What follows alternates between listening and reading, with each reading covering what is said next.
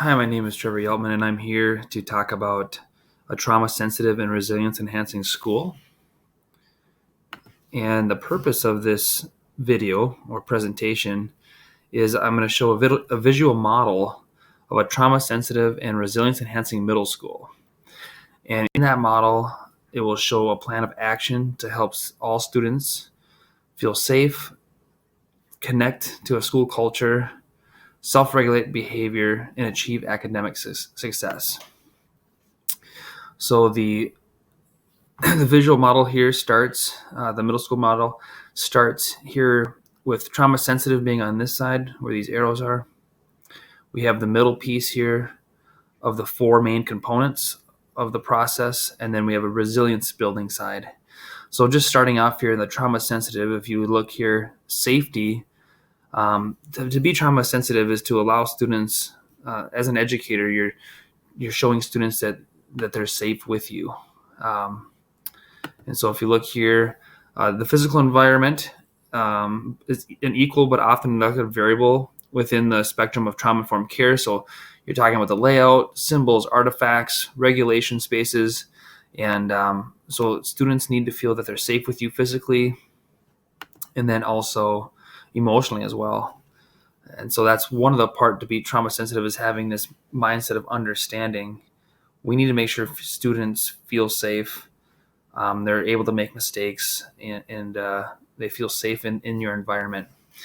If you look over safety on the resilience building side, so you have the more of that mindset, the sensitive piece. The resilience building part would be growth mindset for students to be able to, not only just feel that safety, but also allow themselves to be safe. So positive inner thoughts of themselves, not saying that they can't do something.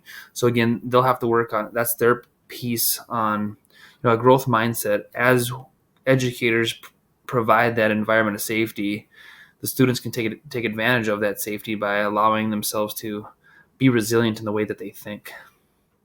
Relationships is the second piece here. This is in order. It's very important that you can't get to this bottom healing and learning without, safety is step one. Once safety is intact or,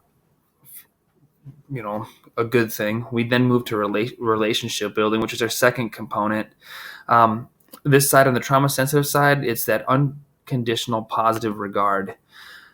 And so warm, caring, supportive teacher relationships, as well as other child-adult relationships, are linked to greater school performance, engagement for greater emotional skills, social competence, and willingness to take on challenges. So again, trusting one another, building relationships on trust, understanding that they're loved no matter what, understanding the student.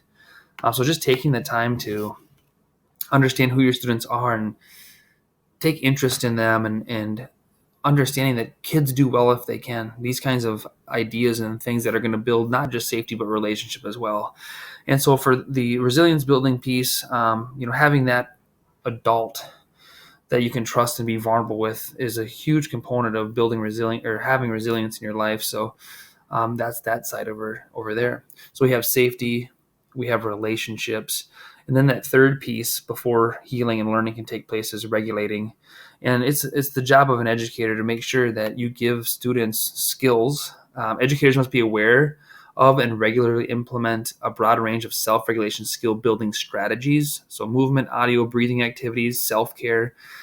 So there's different things that we as educators can teach students on how to regulate and be aware of their emotions. And so again, that would allow them to get ready for that next step for learning. And so on the other side, for resilience enhancing, the calming your stress response system. So over there, the more that students are able to calm themselves and cope with stress and regulate, right? So if the students are thinking positive thoughts and in that growth mindset, they're safe within their own selves. They have this caring relationship. They're learning how to regulate their stress and all that emotion. They're able to do well regulating that. They are now able to finally learn at the best possible environment.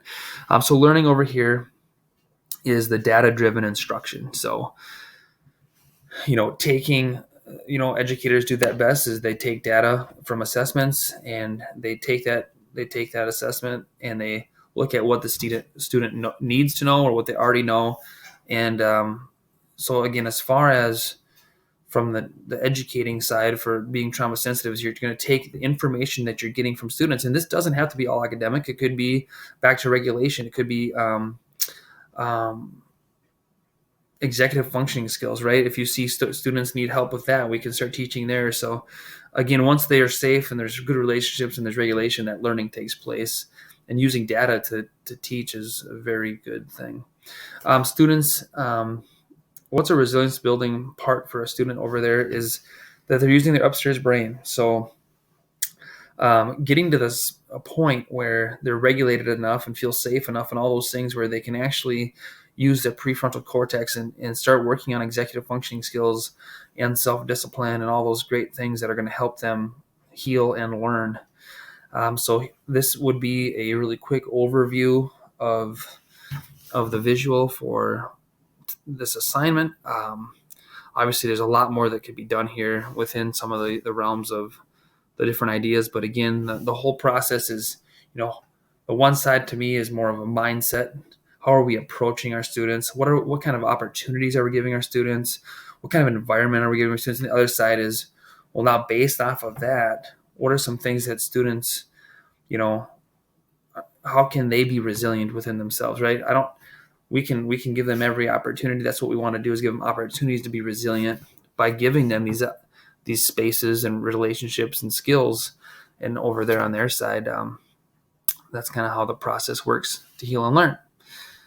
And so safe with me, unconditional positive regard, talked about that. Executive functioning skills, we talked a little bit about that. Goal setting, self-talk, games, working memory, mental flexibility. These are all things that are super important for any child's success, not just academically. And here are some of the references that were used. I hope I only have one page of that. It looks like I do. So I appreciate your time. If there's any question that you have about this, let me know. Otherwise, I can go back here.